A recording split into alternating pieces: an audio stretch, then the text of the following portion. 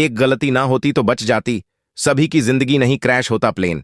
Plane crash होने से पहले पायलट ने भेजा था मैसेज, 600 एक्सीडेंट, 9,000 लोगों की मौत। बोइंग के विमानों में आखिर क्यों होते हैं इतने हादसे? आसमान में उड़ान भर चुका था विमान, फिर कैसे आ गया जमीन पर? कौन सी गलती पड़ गई भारी? अगर एक गलती ना होती तो सबकी जिंदगी बच जाती। क्या जानबूझकर सभी यात्रियों को मरने के लिए छोड़ दिया गया? अहमदाबाद में प्लेन क्रैश होने से पहले पायलट ने मैसेज भेजा था। उस मैसेज में जो बताया गया था उसने सिस्टम को फिर से बेनकाब कर दिया है। जब इस विमान की सुरक्षा को लेकर पहली कई बार चिंताएं जताई जा चुकी हैं और दुनिया भर में इसे उड़ानों से 3 महीने के लिए रोक भी दिया गया था, तो फिर इसे भारत की बड़ी फ्लाइटों में उड़ान भरने के लिए क्यों इस्तेमाल किया जा रहा था? क्या सिर्फ कुछ लोगों के फायदे के लिए इतने लोगों की जिंदगी को दांव पर लगा दिया गया? अहमदाबाद एयरपोर्ट से उड़ान भरते हुए एयर इंडिया का विमान जब क्रैश हुआ, विमान के अंदर 242 के करीब लोग सवार थे। क्रैश से पहले पायलट को खतरे का अंदाजा हो गया था और उसने एटीएस को सिग्नल देते हुए कहा था, मेडे मेड डे। किसी भी फ्लाइट में मेड कॉल एक इमरजेंसी मैसेज होता है जो पायलट उस वक्त देता है जब विमान किसी गंभीर संकट में हो या फिर यात्रियों या फिर क्रू की जान खतरे में होती है। जैसे विमान का इंजन फेल हो जाना, विमान में आग लग जाए, हवा में टकराने का खतरा हो या फिर हाईजैक हो जाए प्लेन, तो ऐसी स्थिति में पायलट यह सिग्नल एटीएस को भेजता है। लेकिन एटीएस सिग्नल मिलने के बाद भी कोई मदद नहीं कर पाया।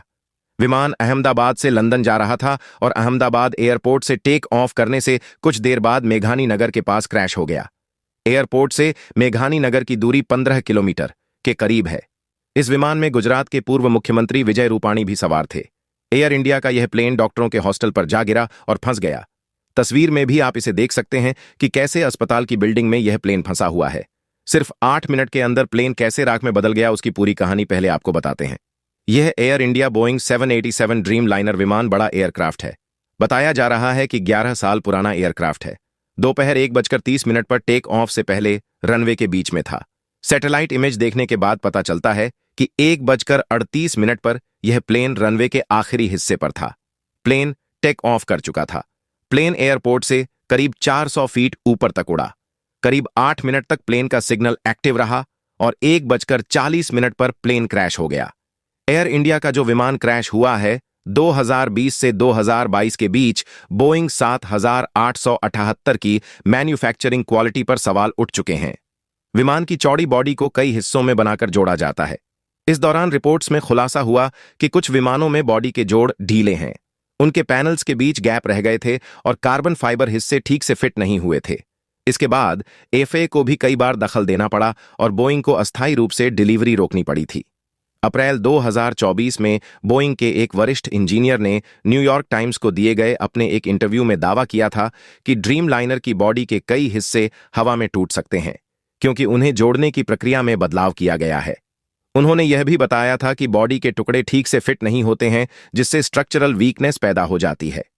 हालांकि बोइंग ने पहले इस दावे को तो स्वीकार कर लिया था, लेकिन बाद में इसे खारिज कर दिया था और विमान को पूरी तरह से सुरक्षित बता दिया था। ड्रीम लाइनर 7878 में पारंपरिक हाइड्रोजन सिस्टम की बजाय इलेक्ट्रिक मोटर्स का अधिक उपयोग किया गया है, जिससे इलेक्ट्रिकल फेलर, सॉफ्टवेयर गड़बड़ियां, विंडशील्ड में दरार, इंजन फेलोर और फ्यूल लीक जैसी घटनाएं सामने आई हैं। 2024 में जापान की एएनए एयरलाइंस की एक फ्लाइट में हाइड्रोजन ऑयल लीक हुआ था, जिससे विमान को रनवे पर रोकना पड़ा था। अहमदाबाद हादसे से पहले सरकारी आंकड़ों के अनुसार बोइंग विमान दुनिया भर में लगभग 6000 दुर्घटनाओं और घटनाओं में शामिल रहे। इनमें से 415 घातक थीं और 9000 से अधिक लोगों की मौत हो चुकी है। दुनिया भर में फ्लाइट वाले हजारों यात्री विमानों में से कम 4000 से ज्यादा विमान बोइंग 7378 है।